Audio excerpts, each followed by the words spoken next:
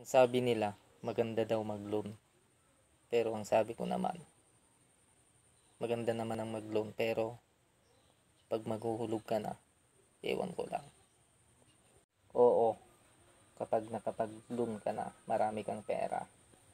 Pero pag ubos na, ano na yung paghuhulog mo? Sakit lang sa ulo yung hulugan, alam nyo yan. Dahil ano na yan. Kung meron ka sanang pinagkakakitaan, pwede sana.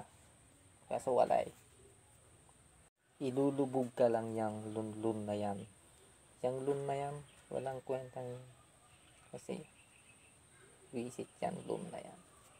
Sa tingin mo ba kapag nakapag-loan ka na, madali para sa'yo maghulog? Nagkakamali ka mga dahil hindi madali ang maghulog.